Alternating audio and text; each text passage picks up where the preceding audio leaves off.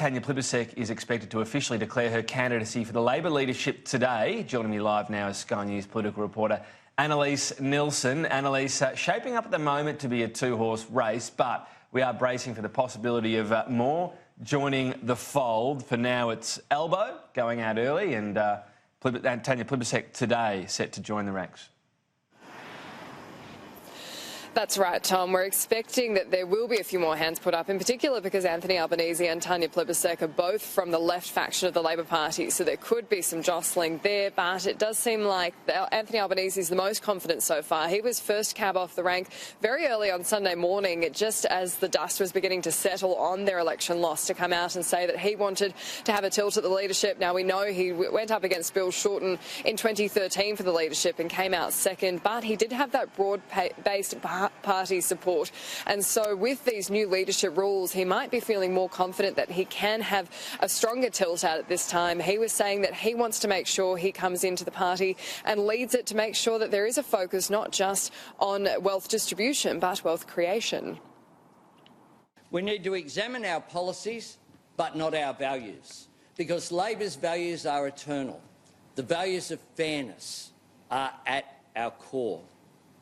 We need, however, to make sure that we articulate not just how we share wealth, but how we create wealth.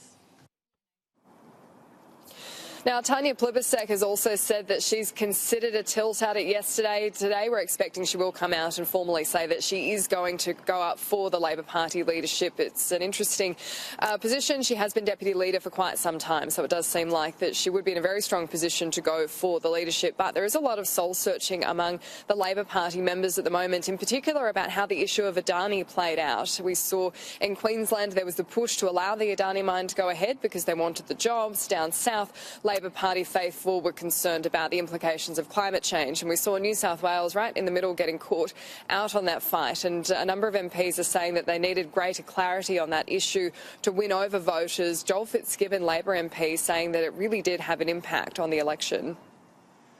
The Labor Party must reconnect with its blue-collar base and get back to the centre and be less ambitious in its pace of change. People are inherently conservative in Australia, and any change has to be orderly and steady. And Annalise, as we were saying earlier, Kerryn Phelps set to concede Wentworth. It was an interesting seat, of course, the one that Malcolm Turnbull quit, and we saw Kerryn Phelps get it off Dave Sharma. The counting early on Saturday night looked like it would be quite close, but Dave Sharma pulling away now.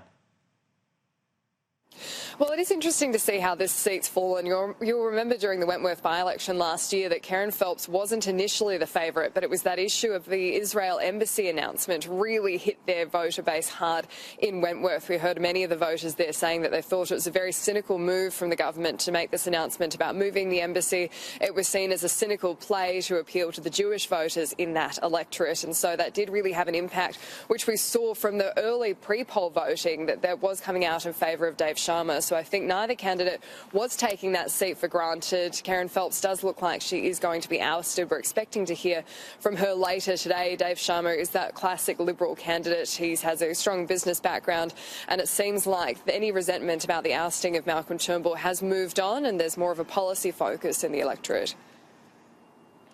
And Annalise, we've heard again from Scott Morrison, this new term we've had out of the election now, the quiet Australians.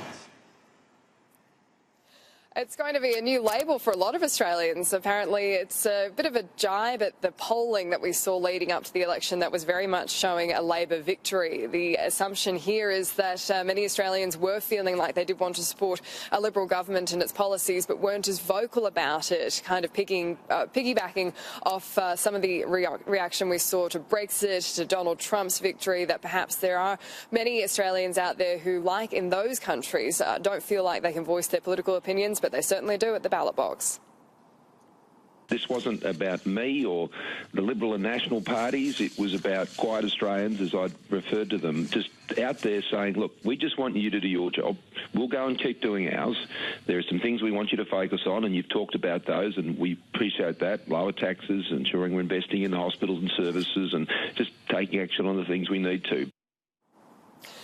So where to from here? The government will be looking to come back as soon as they can get those tax cuts through the Senate as promised, and it looks like they might have a much easier time of it than we were originally predicting. As for the Labor Party, there will be that ballot for the new leader. It will take a few weeks to firm that up. In the meantime, Bill Shorten has agreed to act as interim leader until they can elect a new one. That will be done by the Labor Party in the normal way.